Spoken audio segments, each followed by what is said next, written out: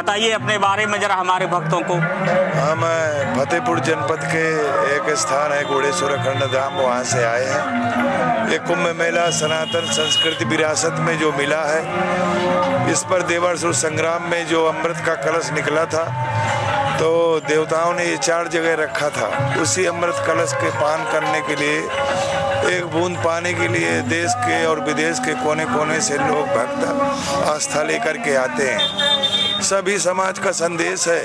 आज देश में एकता के लिए जाति पात ये जो बहुत समाज में घुसा हुआ है, इसको मिटाकर सभी को एक जो जैसा है उसी के आधार पर देश को और समाज को चलना चाहिए। जो जैसी जिसकी योग्यता हो, किसी भी कास्ट बेस से आता हो, कोई विचार न होना चाहिए। सभी अपने हैं, सभी उसी परमात्मा के स्वरूप हैं। ये बीच में कुछ ऐसा खंड काल रहा, उसमें ये बहुत सी भ्रांतियां, समाज की जो दूरियां हैं अपने सनातन धर्म में, अलग अलग मठों के द्वारा, अलग अलग संप्रदायों के द्वारा कि आप ऐसे हैं, किस अखाड़े से हैं, कौन सी छावनी से हैं, तरह तरह के विचार विभिन्नताओं, लेकिन सब एक ही। जिस तरह सारी नदियां समुद्र में ही जाकर मिलती हैं, उसी तरह भगवान के अनेक नाम रूपों के प्रभाव का सभी आस्था के साथ इस गंगा मैया में डुबकी लगाने आते हैं कि अपने पापों का प्रायश्चित हो जाएगा इसी माध्यम से,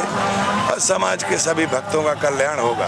हम साधु महापुरुषों का यही चिंतन का विषय है कि समाज के सारे लोग, सभी वर्ग के लोग सुखी रहें, खूब शांति से रहें, सभी भाईचारे से रहें, सभी की उन्नति हो, सभी के अच्छे बच्चों के संस्कार हों, यही हमारी। तो महाराज जी, जात पात को लेकर के आपने बात महाराज जी की, तो इसको क्या वर्ण व्यवस्था होनी चाहिए कि नहीं होनी चाहिए, या किस स्वरूप में होनी चाहिए? वर्ण व्यवस्था, क्योंकि वर्ण व्यवस्था होनी चाहिए, क्योंकि जैसे एक चरवाहा है और एक पायलट है। पायलट ने हेलीकॉप्टर किसी चिन्ह में वो समझ करके उतार दिया, और एक चरवाहे को दे दिया जाएगा वो कि इसको उड़ा के ले जाओ, तो वो न ले जा पाएगा। इसलिए एक जो कार्य करते रहे लोग, उसी के नाम से कहे जाने लगे। तो उसमें अपने धर्म में रह करके ही शान से रहना चाहिए, अपनी आस्था से रहना चाहिए, अपने पिता को, क्योंकि वही परमात्मा के ही अंश हम हैं। जिस पिता की हम भी औलादे हैं, संतानें हैं, तो हम अपना नाम क्यों ना आगे समाज में ले जाएं। कहा ये जन्म से नहीं, कर्म से। ये राजा भरत की बनाई हुई परंपरा इस देश में, जो आज इस देश का नाम भारतवर्ष है, उन्होंने अपने 9 पुत्रों में किसी को राजा नहीं बनाया था, और सुभद्रा पुत्र युधाभिमन्यु को राजा घोषित किया था।